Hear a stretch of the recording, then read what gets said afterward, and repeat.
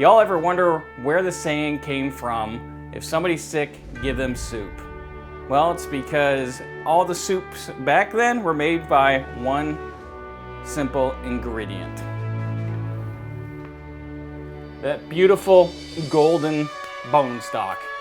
Whether it be from chicken bones or lamb bones or beef bones, or in this case, deer bones. I went through and there's 4 shoulders and 2 hindquarters, and I'm gonna show you how to make some bone broth. And it is just delicious to make soups with. My kids just love the soups that I make, and they have no idea how good it's for them. It's just awesome.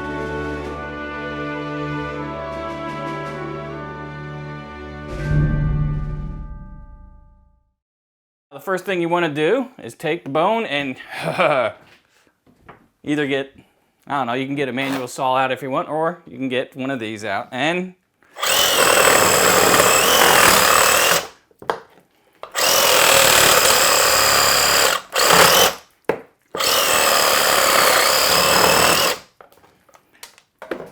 now, the reason why I'm doing this is very simple.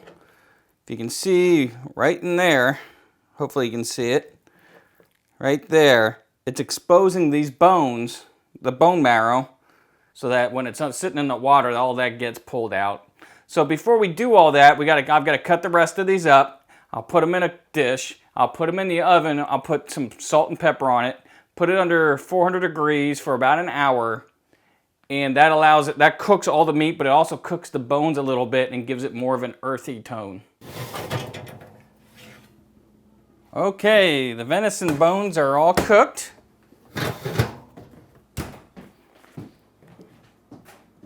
Look at how scrumptious all that looks. That's all cooked, all the meat is cooked, the bones are cooked, which then makes the broth a whole lot more savory. It gives it an earthy tone, a kind of earthy flavor to it. So what you want to do then is just take all the bones and put it in a slow cooker. Yikes! Put it in a slow cooker like this, crock pot. What I like to do then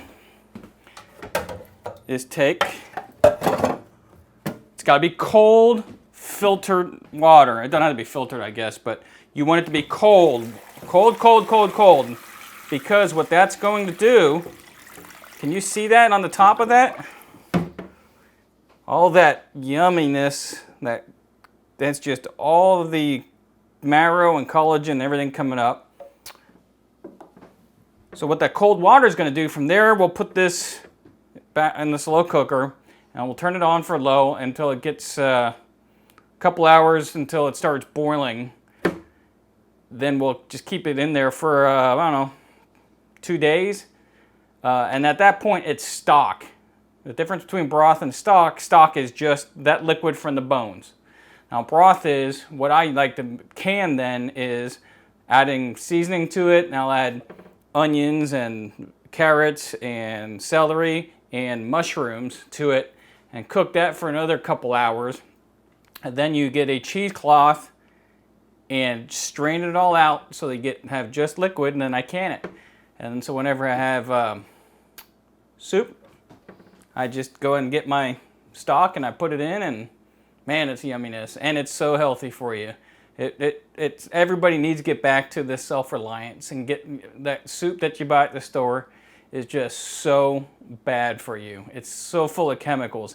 This broth is not just yummy, but it is so healthy for you, and it is just basic stuff that grandma used to do, and that's my whole life that I'm trying to do right now, is trying to get back. I call it self-reliant living, whatever you want to call it. I want to get back to what my grandparents used to live. They used to know how to cook from scratch. They used to know how to plant a garden and save the seeds. They used to know how to can everything. Nobody knows how to do that anymore, but if you keep watching me, I'm going to teach you.